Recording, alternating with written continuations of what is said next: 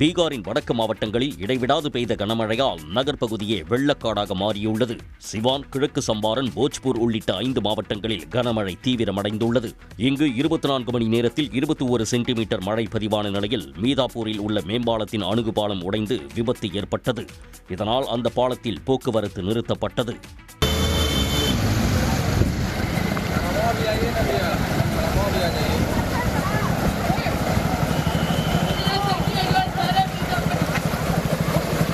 தொடர் கனமழையால் பல்வேறு இடங்களில் வெள்ளம் சூழ்ந்து மக்களின் இயல்பு வாழ்க்கை வெகுவாக பாதிக்கப்பட்டது. சம்பாரனில் உள்ள சிறைச்சாலை வளாகத்தில் வெள்ளம் புகுந்ததால் போலீசார் சீரமைப்பு பணிகளை மேற்கொண்டனர். இதனிடையே பீகாருக்கு இன்றும் அதி கனமழைக்கான ரெட் அலர்ட் எச்சரிக்கையை இந்திய வானிலை ஆய்வு மையம் விடுத்துள்ளது. நாமக்கல் மாவட்டத்தில் அதிமுக பொதுச் செயலாளர் எடப்பாடி பழனிசாமி மேற்கொள்ளவிருந்த சுற்றுப்பயணம் ஒத்திவைக்கப்பட்டுள்ளது. எடப்பாடி பழனிசாமி இன்று திருச்செங்கோடு, குமாரபாளையம் சட்டமன்ற தொகுதிகளிலும் நாளை நாமக்கல் மற்றும் பரமத்திவேலூர் தொகுதிகளிலும் பரப்புரை மேற்கொள்ளும் வகையில் திட்டமிடப்பட்டிருந்தது. இந்த நிலையில் பரப்புரைக்காக அதிமுகவினர் தேர்வு செய்த இடங்கள் மாநில நெடுஞ்சாலையில் உள்ளதால் உயர்நீதிமன்ற உத்தரவுப்படி அனுமதி அளிக்க முடியாது என காவல்துறை தரப்பில் தெரிவிக்கப்பட்டது. இதனைத் தொடர்ந்து பிரச்சார பயணம் அக்டோபர் 8 மற்றும் 9 தேதிகளுக்கு மாற்றப்பட்டுள்ளதாக அதிமுக தரப்பில் தெரிவிக்கப்பட்டுள்ளது. அதன்படி புதன்கிழமை திருச்செங்கோடு மற்றும் குமாரபாளையத்திலும், வியாழக்கிழமை அன்று நாமக்கல் மற்றும் பரமத்திவேலூர் தொகுதிகளிலும் பரப்புரை மேற்கொள்ளப்பட உள்ளதாக தெரிவிக்கப்பட்டுள்ளது. வடக்கில் இருந்து ஆழம் பார்ப்பவர்களை பெரியார் மண் மூடிவிடும் என தெரிவித்த திராவிடர் கழக தலைவர் கி. வீரமணி, திமுக மீண்டும் ஆட்சி அமைக்கும் என தெரிவித்தார். செங்கல்பட்டு அருகேயுள்ள மறைமலை நகரில் திராவிடர் கழகம் சார்பில் சுயமரியாதை இயக்க நூற்றாண்டு நிறைவு மாநாடு நடைபெற்றது. இதில் முதலமைச்சர் மு. க. ஸ்டாலின் பங்கேற்று புகைப்பட கண்காட்சியை பார்வையிட்டார். தொடர்ந்து மாநாட்டில் பெரியார் செய்த சமூக சீர்திருத்தம் போன்ற நாடகங்கள் அரங்கேற்றப்பட்டன. சுயமரியாதை இயக்கம்னா அந்த காலத்துல ஒவ்வொருத்தரும் தன்னோட சாமி சாதியை காப்பாத்திக்க இயக்கங்கள் தொடங்கினாங்க. ஆனா பெரியார் மக்களின் தரித்திர நிலைமை மாற தொடங்கின இயக்கம் தான் இது. நிகழ்ச்சியில் பேசிய திராவிடர் கழக தலைவர் கி. வீரமணி, பாஜக RSS திட்டத்தை அம்பலப்படுத்த தமிழ்நாடு முழுவதும் பரப்புரை பயணம் மேற்கொள்ள உள்ளதாக தெரிவித்தார். அவர்களுக்கு விழிப்புணர்வை உருவாக்கி காட்ட வேண்டும் என்பதற்காக ஒரு தலைப்பு என்ன தெரியுமா நண்பர்களே? இதுதான் RSS, இதுதான் பாஜக ஆட்சி. ஒரு தலைப்பு, இதுதான் RSS, பாஜக ஆட்சி, இதுதான் திராவிடம், இதுதான் திராவிட மாடல். இந்த தலைப்பிலே 6 மாதம் தொடர்ந்து பயணங்கள். கொடைக்கானல் பேருந்து நிலையத்தில் உலா வந்த காட்டெருமைகளைக் கண்டு சுற்றுலா பயணிகள் அலறி அடித்துக் கொண்டு ஓடினர். வனப்பகுதியில் இருந்து காட்டெருமைகள் உணவை தேடி நகர்ப்பகுதிகள் மற்றும் குடியிருப்பு பகுதிக்குள் உலா வருகின்றன. இந்நிலையில் திடீரென நேற்றிரவு பேருந்து நிலையத்திற்குள் வந்த காட்டெருமையை கண்டு சுற்றுலா பயணிகள் பதற்றம் அடைந்தனர். இதில் காட்டெருமையை பார்த்துக் கொண்டிருந்த ஒருவர் பின்புறத்தில் வந்த மற்றொரு காட்டெருமையை கண்டு அலறி அடித்துக் கொண்டு ஓடினார்.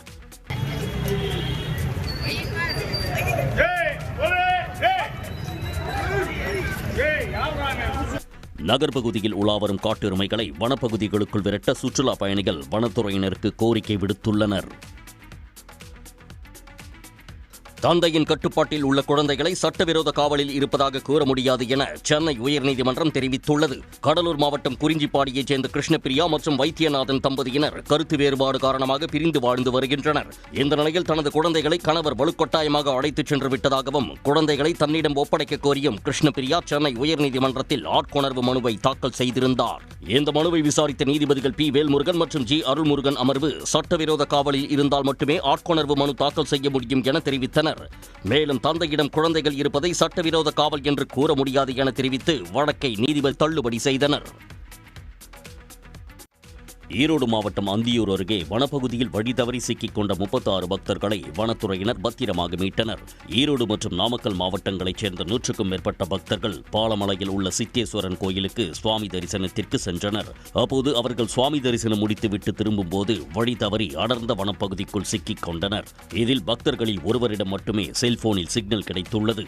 இதனையடுத்து அவர்கள் செல்போன் உதவி மூலம் காவல்துறையினருக்கு தகவல் தெரிவித்துள்ளனர். பின்னர் காவல்துறையினர் வனத்துறையினரின் உதவியுடன் வனப்பகுதியில் சிக்கிக் கொண்டவர்களை பத்திரமாக மீட்டு அவர்களது சொந்த ஊருக்கு அனுப்பி வைத்தனர். இலங்கையின் தலைமன்னாரில் இருந்து தனுஷ்கோடி வரை 30 கிலோமீட்டர் தொலைவை சென்னையைச் சேர்ந்த 12 வயதான மாற்றுத்திறனாளி நீச்சல் வீரர் 9 மணி நேரம் 11 நிமிடங்களில் நீந்தி சாதனை படைத்துள்ளார். சென்னை முகப்பேரைச் சேர்ந்த பெரியார் செல்வன், பத்மபிரியா ஆகியோரது மகன் புவி ஆற்றல்தான் இந்த சாதனையை நிகழ்த்தியுள்ளார்.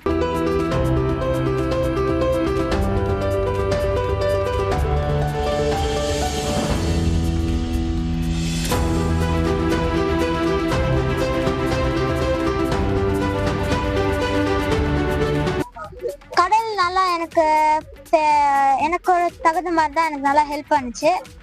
அலையெல்லாம் ஒன்றும் பெருசா இல்லை, ஸ்விம்மிங் பூல் மாதிரி தான் இருந்துச்சு. மார்னிங்ல மழை பெய்யும் போது கொஞ்ச நேரம் மேலே ஏறி போட்ல உட்காந்துட்டோம். மழை கொஞ்சோண்டு விட்டதுக்கு அப்புறம் நாங்கள் மறுபடியும் ஸ்டார்ட் பண்ணி வந்துட்டோம். மழை ரொம்ப பெய்யும் போது காற்று ரொம்ப அதிகமாக இருந்துச்சு, அதனால நாங்கள் மேலே ஏறி தான் வேற வழி கிடையாது. எனக்கு நார்மல் குழந்தைங்களோட டைம்ல எனக்கு புவி நல்லா கோஆப்ரேட் பண்ணாங்க. நல்லா கோஆப்ரேட் சின்சியராக டெடிகேஷனாக பண்ணுவோம். டைமிங்னா ஆன் டைமுக்கு வருவோம். ஸோ நோட்டீஸ்னு எல்லாமே ஃபாலோ பண்ணாலே எனக்கு ரொம்ப சுலபமாக புதிய சாதனை சிறுவனுக்கு பல்வேறு தரப்பினரும் பாராட்டுகளும் வாழ்த்துக்களும் தெரிவித்தனர். இந்திய ஒருநாள் கிரிக்கெட் அணியின் கேப்டன் பதவியில் இருந்து ரோஹித் சர்மாவை நீக்கியதற்கு முன்னாள் வீரர் ஹர்பஜன் சிங் எதிர்ப்பு தெரிவித்துள்ளார். ஆஸ்திரேலியாவுக்கு எதிரான ஒருநாள் போட்டித் தொடருக்கு சுப்மன் கில் கேப்டனாக நியமிக்கப்பட்டார். 2027 உலகக்கோப்பைக்கு தயாராகவே இந்த முடிவு எடுக்கப்பட்டதாக தேர்வுக்குழு தலைவர் அஜித் அகர்கர் விளக்கம் அளித்தார். இருப்பினும் இந்த முடிவு அதிர்ச்சி அளிப்பதாக குறிப்பிட்டுள்ள ஹர்பஜன் சிங், வெள்ளைப்பந்து கிரிக்கெட்டில் ரோஹித் சர்மா இந்திய அணியின் தூண்களில் ஒருவர் என்றும் குறைந்தபட்சம் ஆஸ்திரேலிய தொடரில் மட்டுமாவது அவருக்கு மரியாதை கொடுத்திருக்கலாம் என கூறியுள்ளார். சுப்மன் கில்காக மகிழ்ச்சி அடைந்தாலும் அவர் இன்னும் சிறிது காலம் காத்திருக்கலாம் என்றும் அவர் தெரிவித்துள்ளார். ஆந்திராவில் சூதாட்டத்தில் பணத்தை இழந்ததால் கோயில்களில் பணம் மற்றும் நகைகளை திருடி வந்த மர்ம நபர்களை போலீசார் கைது செய்தனர். அனந்தபூர் மாக்குடு கிராமத்தைச் சேர்ந்த மாரிசாமி, ராஜு, முச்சர்லா ஸ்ரீனிவாசலு ஆகிய மூவர் மது மற்றும் சூதாட்டத்தால் பலரிடம் கடனை வாங்கியுள்ளனர். இந்த கடனை திரும்பி செலுத்துவதற்காக ஆந்திரா, கர்நாடகா உள்ளிட்ட பல்வேறு மாவட்டங்களில் திருடி வந்துள்ளனர். இந்நிலையில் கல்யாணதுர்க்கத்தில் பல கோயில்களில் திருட்டு சம்பவங்கள் நடந்தன. இதுகுறித்து போலீசார் சிறப்பு குழுக்கள் அமைத்து விசாரணை நடத்தினர். இந்நிலையில் கோர்லப்பள்ளி அருகே வாகன சோதனையில் இருந்த போலீசார் சந்தேகத்திற்கு இடமான வகையில் சுற்றித் திரிந்த மூவரை பிடித்து விசாரித்தனர். அப்போது அவர்களிடமிருந்து 22 லட்சம் ரூபாய் மதிப்புள்ள தங்கம் மற்றும் வெள்ளிப் பொருட்கள் பறிமுதல் செய்யப்பட்டது. இதனையடுத்து அவர்களை போலீசார் நீதிமன்றத்தில் ஆஜர்படுத்தி சிறையில் அடைத்தனர். புரட்டாசி சனி பிரதோஷத்தையொட்டி தஞ்சை பெருவுடையார் கோயிலில் நந்தியம்பெருமானுக்கு சிறப்பு அபிஷேகம் நடைபெற்றது. இதில் பக்தர்களால் வழங்கப்பட்ட அரிசி மாவு, மஞ்சள், தேன், பால், தயிர், பழ வகைகள், கரும்பு சாறு, சந்தனம் உள்ளிட்டவை கொண்டு சிறப்பு அபிஷேகம் நடைபெற்றது. இதில் ஏராளமான பக்தர்கள் கலந்து கொண்டு சுவாமி தரிசனம் செய்தனர்.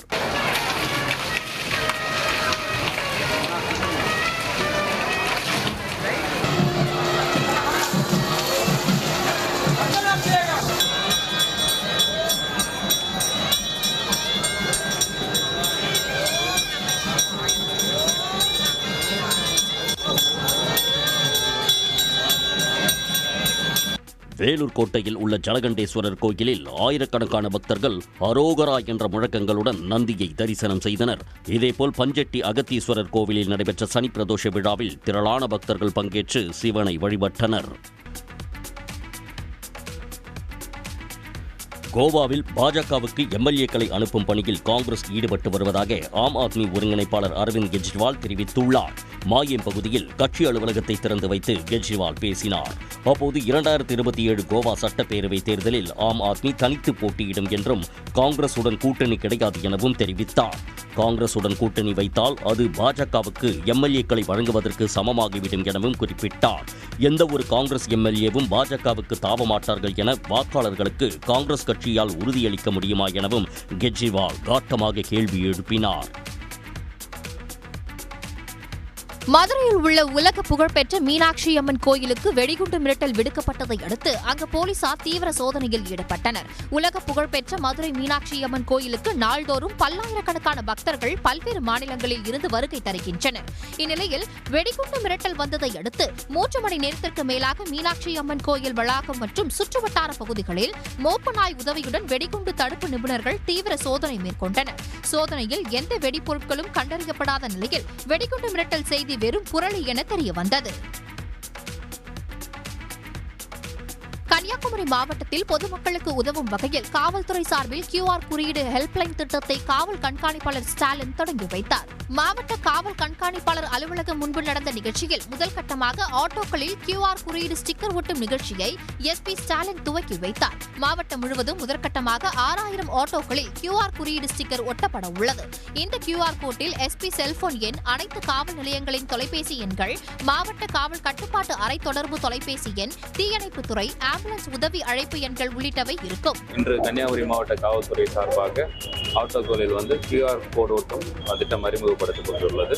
இதன் மூலமாக பெண்கள், குழந்தைகள் மற்றும் முதியோர்களின் பாதுகாப்பை உறுதிப்படுத்தும் விதமாக இந்த QR கோடு உருவாக்கப்பட்டுள்ளது. இதில் மாவட்ட SP நம்பர், காவல் நிலையங்களோட number, other emergency number details QR கோடில் இருக்கும்.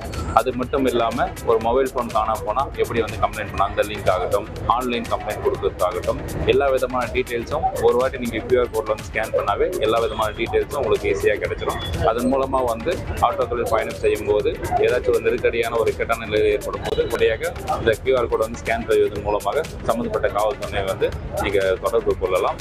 இது மூலமாக பெண்கள் மற்றும் குழந்தைகள், முதியோர்களின் பாதுகாப்பை உறுதி செய்ய முடியும்.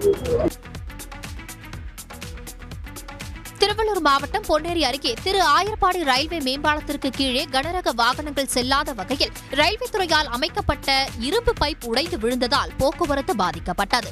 திரு ஆயர்பாடி அருகே கடந்த சில நாட்களுக்கு முன்பு சிமெண்ட் கலவை லாரி ஒன்று சிக்கி விபத்துக்குள்ளான நிலையில் ரயில்வே நிர்வாகம் கனரக வாகனங்கள் இந்த வழியாக செல்வதற்கு தடை விதித்து இரும்பு பைப் போடப்பட்டது. இந்த நிலையில் பழவேற்காட்டில் இருந்து பொன்னேரி நகரத்தில் லாரி ஒன்று செல்ல முயன்ற போது அதில் பட்டு அந்த இரும்பு பைப் உடைந்தது. இதனால் போக்குவரத்து பாதிப்பு ஏற்பட்டது.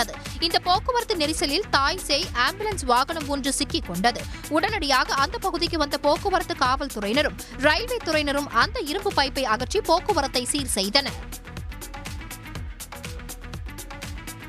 பழனியில் வாட்ஸ்அப் குழு அமைத்து கஞ்சா விற்பனை செய்து வந்த இளைஞர்களை போலீசார் கைது செய்தனர். பழனி நகரில் இளைஞர்கள் கஞ்சா வாங்கி பயன்படுத்துவதாக போலீசாருக்கு புகார் சென்றது. இதனையடுத்து பழனி DSP தனஞ்சயன் தலைமையில் போலீசார் ரோந்து பணியில் ஈடுபட்டனர். திண்டுக்கல் ரோடு, இடும்பன் நகர், சிவகிரிப்பட்டி ஆகிய பகுதியில் கண்காணிப்பில் ஈடுபட்டனர். அப்போது திண்டுக்கல் சாலையில் அமைந்துள்ள அரசு ஆண்கள் மேல்நிலைப்பள்ளி பின்புறம் சந்தேகத்திற்கிடமாக சுற்றித் திரிந்த நபர்களை பிடித்து விசாரித்தனர். பிடிபட்ட இளைஞர்களிடம் 10க்கும் மேற்பட்ட கஞ்சா பொட்டலங்கள் இருந்தன. அவர்களிடம் போலீசார் நடத்திய விசாரணையில் வாட்ஸ்அப் குழு அமைத்து கல்லூரி இளைஞர்களை குறிவைத்து கஞ்சா விற்பனை செய்தது தெரியவந்தது. பிடிபட்ட 6 பேர் மீதும் வழக்கு பதிவு செய்த போலீசார் அவர்களை நீதிமன்றத்தில் ஆஜர்படுத்தி சிறையில் அடைத்தனர். திருவண்ணாமலை அண்ணாமலையார் கோவிலில் உள்ள நந்தியம்பெருமானுக்கு பிரதோஷ தினத்தை ஒட்டி சிறப்பு அபிஷேகங்கள் செய்யப்பட்டது. சனி மகா பிரதோஷ தினத்தை ஒட்டி அரிசி மாவு, மஞ்சள் தூள், அபிஷேகத்தூள், பஞ்சாமிர்தம் உள்ளிட்டவையால் சிறப்பு அபிஷேகம் செய்யப்பட்டு சிறப்பு வழிபாடு நடத்தப்பட்டது.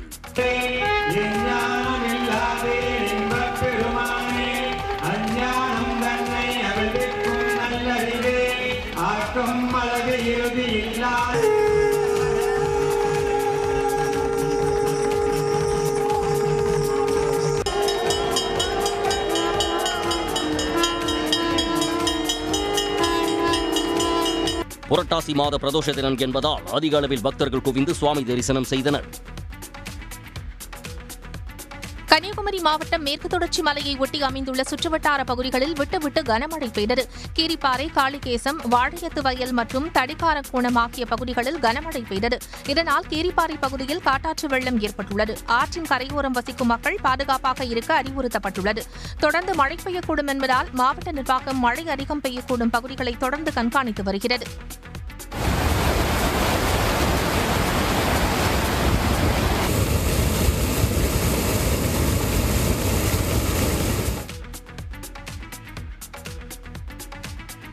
கும்பகோணத்தில் கலைஞர் பல்கலைக்கழகம் அமைப்பதற்கான சட்ட மசோதாவை குடியரசுத் தலைவருக்கு அனுப்பி வைத்த ஆளுநர் RN ரவியின் நடவடிக்கைக்கு எதிராக உச்சநீதிமன்றத்தில் தமிழ்நாடு அரசு வழக்கு தொடுத்துள்ளது. கலைஞர் பெயரில் கும்பகோணத்தில் பல்கலைக்கழகம் அமைப்பதற்கும் அதன் வேந்தராக முதலமைச்சர் செயல்படும் வகையில் கடந்த ஏப்ரல் 24ஆம் தேதி சட்டப்பேரவையில் மசோதா தாக்கல் செய்யப்பட்டது.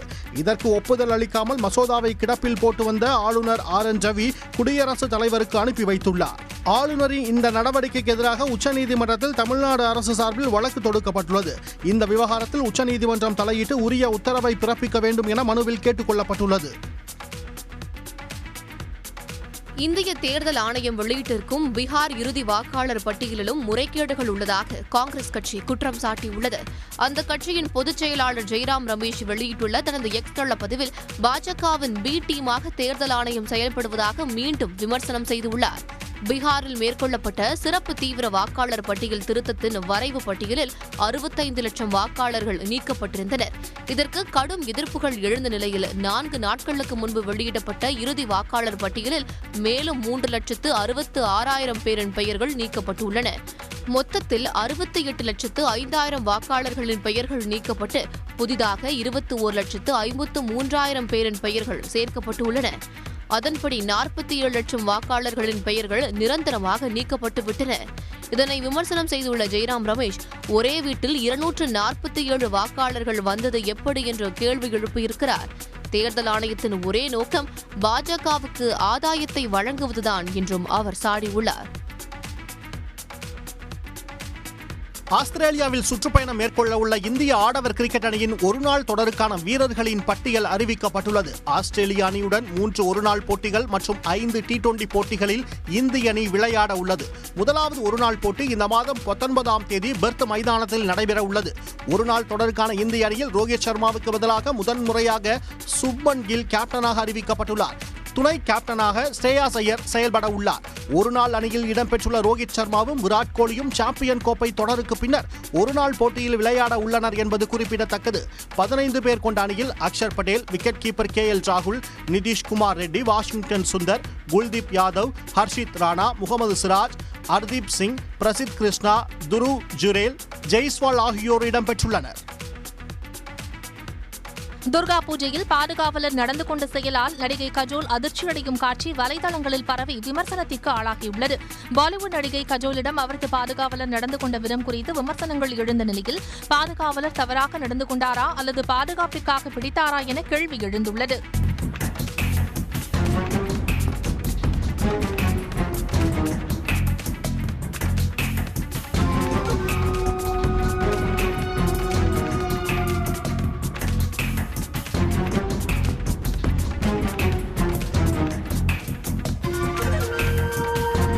மும்பையில் நடைபெற்ற துர்கா பூஜையில் கஜோல், ராணி முகர்ஜி, ஆலியா பட் உள்ளிட்ட முன்னணி திரைப்பிரபலங்கள் பங்கேற்றனர். பூஜை முடிந்து கஜோல் படியில் இருந்து கீழே இறங்கும் போது அவர் சற்று தடுமாறியுள்ளார். அப்போது கஜோலின் பாதுகாவலர் அவரை தவறாக பிடித்ததாக விமர்சனங்கள் எழுந்த நிலையில் பாதுகாவலர் கஜோலின் கையை பிடித்து காப்பாற்றியதாக ரசிகர்கள் பதிவிட்டு வருகின்றனர். தமிழ்நாட்டை நாசப்படுத்த துடிக்கும் கூட்டத்தை வேரோடு வீழ்த்துவோம் என முதலமைச்சர் மு.க.ஸ்டாலின் சூளுரைத்துள்ளார். செங்கல்பட்டு மாவட்டம் மறைமலை நகரில் திராவிடர் கழக தலைவர் கி. வீரமணி தலைமையில் நடைபெற்ற சுயமரியாதை இயக்கத்தின் 100ஆண்டு நிறைவு விழா மாநாட்டில் பேசிய முதலமைச்சர் 100 ஆண்டுகளில் மாற்றத்திற்கான விதைகளை நாம் விதைத்துள்ளதாகவும் எதுவும் மாறக்கூடாது என நினைப்பவர்கள் தொடர்ந்து சதி செய்து வருவதாகவும் கூறினார். சுயமரியாதை உணர்வு இருக்கும் வரை எப்படிப்பட்ட எதிரிகள் வந்தாலும் தமிழினம் சளைக்காமல் போராடும் என்றும் முதலமைச்சர் திட்டவட்டமாக தெரிவித்தார். தமிழ்நாட்டை மட்டுமல்ல, இந்திய நாட்டையே ஒரு 100 ஆண்டுக்கு பின்னோக்கி எடுத்து செல்ல நுணுக்கமாகவும் தீவிரமாகவும் முயற்சி நடந்து கொண்டிருக்கிறது. இதையெல்லாம் தடுத்து நிறுத்துகிற அரண் திராவிட மாடல். அதனால்தான் அண்ணாவும் கலைஞரும் சொல்லாதத இந்த ஸ்டாலின் ஏன் செய்கிறான்னு டென்ஷன் ஆகிறாங்க. திருச்சி மாவட்டம் சிறுகனூரில் உருவாகி வரும் பெரியார் உலகத்திற்கு திமுக எம்எல்ஏக்கள், எம்பிக்களின் 1 மாத ஊதியமான 1,50 கோடி ரூபாய் வழங்கப்படும் என விழாவில் முதலமைச்சர் மு.க.ஸ்டாலின் அறிவித்தார். கும்பகோணத்தில் கலைஞர் பல்கலைக்கழகம் அமைப்பதற்கான சட்ட மசோதாவை குடியரசுத் தலைவருக்கு அனுப்பி வைத்த ஆளுநர் RN ரவியின் நடவடிக்கைக்கு எதிராக உச்சநீதிமன்றத்தில் தமிழ்நாடு அரசு வழக்கு தொடுத்துள்ளது. கலைஞர் பெயரில் கும்பகோணத்தில் பல்கலைக்கழகம் அமைப்பதற்கும் அதன் வேந்தராக முதலமைச்சர் செயல்படும் வகையில் கடந்த ஏப்ரல் 24ஆம் தேதி சட்டப்பேரவையில் மசோதா தாக்கல் செய்யப்பட்டது. இதற்கு ஒப்புதல் அளிக்காமல் மசோதாவை கிடப்பில் போட்டு வந்த ஆளுநர் RN ரவி குடியரசுத் தலைவருக்கு அனுப்பி வைத்துள்ளார். ஆளுநரின் இந்த நடவடிக்கைக்கு எதிராக உச்சநீதிமன்றத்தில் தமிழ்நாடு அரசு சார்பில் வழக்கு தொடுக்கப்பட்டுள்ளது. இந்த விவகாரத்தில் உச்சநீதிமன்றம் தலையிட்டு உரிய உத்தரவை பிறப்பிக்க வேண்டும் என மனுவில் கேட்டுக் கொள்ளப்பட்டுள்ளது. வடக்கில் இருந்து ஆழம் பார்ப்பவர்களை பெரியார் மண் மூடிவிடும் என தெரிவித்த திராவிடர் கழக தலைவர் கி. வீரமணி திமுக மீண்டும் ஆட்சி அமைக்கும் என தெரிவித்தார். செங்கல்பட்டு அருகேயுள்ள மறைமலை நகரில் திராவிடர் கழகம் சார்பில் சுயமரியாதை இயக்க 100ஆண்டு நிறைவு மாநாடு நடைபெற்றது. இதில் முதலமைச்சர் மு.க.ஸ்டாலின் பங்கேற்று புகைப்பட கண்காட்சியை பார்வையிட்டார். தொடர்ந்து மாநாட்டில் பெரியார் செய்த சமூக சீர்திருத்தம் போன்ற நாடகங்கள் அரங்கேற்றப்பட்டன. சுயமரியாதை இயக்கம்னா அந்த காலத்துல ஒவ்வொருத்தரும் தன்னோட சாமி சாதியை காப்பாத்திக்க இயக்கங்கள் தொடங்கினாங்க. ஆனா பெரியார் மக்களின் தரித்திர நிலைமை மாற தொடங்கின இயக்கம் தான் இது. நிகழ்ச்சியில் பேசிய திராவிடர் கழக தலைவர் கி வீரமணி பாஜக RSS திட்டத்தை அம்பலப்படுத்த தமிழ்நாடு முழுவதும் பரப்புரை பயணம் மேற்கொள்ள உள்ளதாக தெரிவித்தார். அவர்களுக்கு விழிப்புணர்வை உருவாக்கி காட்ட வேண்டும் என்பதற்காக ஒரு தலைப்பு என்ன தெரியுமா நண்பர்களே, இதுதான் RSS, இதுதான் பாஜக ஆட்சி. ஒரு தலைப்பு, இதுதான் RSS பாஜக ஆட்சி, இதுதான் திராவிடம், இதுதான் திராவிட மாடல். இந்த தலைப்பிலே 6 மாதம் தொடர்ந்து பயணங்கள். உடனுக்குடன் செய்திகளை தெரிந்து கொள்ள சன் நியூஸ் பெல் ஐகானை கிளிக் பண்ணுங்க.